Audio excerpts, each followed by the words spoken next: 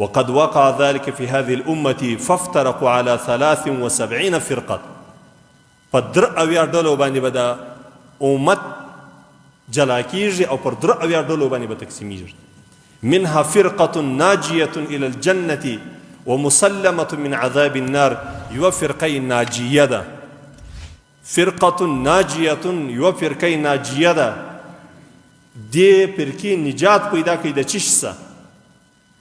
د فرقه ناجیه څوک ده؟ د جنت خاوندان دي او د جهنم څخه په امن باندې.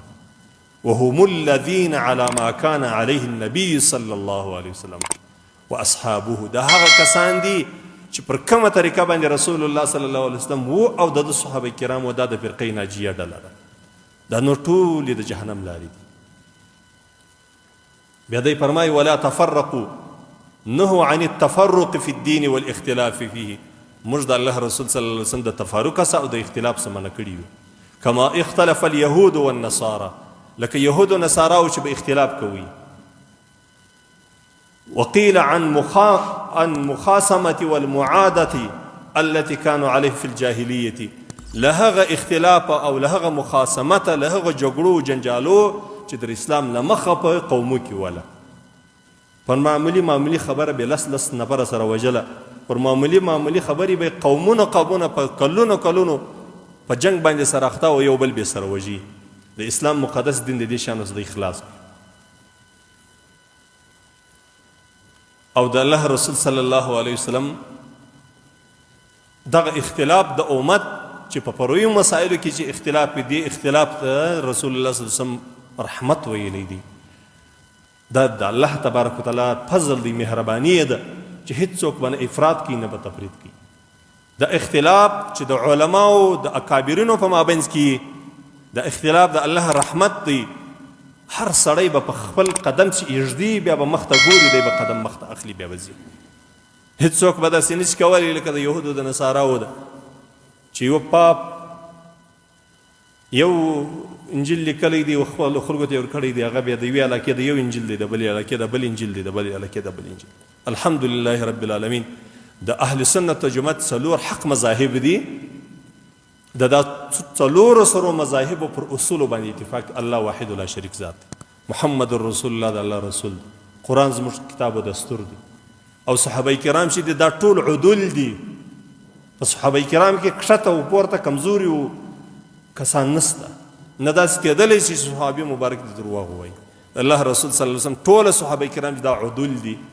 الله تبارک وتعالی دوی ته هغه مقام او مرتبه ورکړې ده چې هغه په دې امت کې بیا د بل چا دپاره دا مقام او مرتبه نشته. ځکه زموږ او ستاسې د دې امت تر صحابه کرام را وروسته که یو سړی هر څونه لوی عالم وي، هر څونه لوی خدمت یې کړي، هر څونه لوی بزرګ وي، خو د ادنا صحابه مبارک و درجې ته نشي رسېدلی. د صحابه کرامو ډېر لوی مقام، بیا د تابعینو، بیا د تبع تابعینو. الله عز وجل په قرآن عظیم شان کې مؤمنان ته وایي انما المؤمنون اخوة. مؤمنان سره ورونه دي. په سورة حجرات 10 نمبر آیت کې الله عز وجل وایي مؤمنان سره ورونه دي. حدیث شریف کې راځي رسول الله صلی الله علیه وسلم فرمایي مثل المؤمنین فی توادهم وتراحمهم وتعاطفهم مثل الجسد. مؤمنان په محبت کې او په خپلوي کې، په رحم او په مهرباني کې داسې دي لکه یو جسد، یو بدن. اذا اشتكى منه عضو تداعى له سائر الجسد بالسهر والحمى. کچیرې د دې انسان د یو انسان په بدن کې په یو عضو باندې درد وي، په تکلیف وي، خوږ وي، ټوله بدن یې ورسره نارام وي، نه خوب ورځي او نه د ده دپاره راحت شته. بیا د الله رسول صلی الله علیه وسلم فرمایلي المسلم اخو المسلم. مسلمان د مسلمان ورور دی. لا یظلمه ولا یسلمه.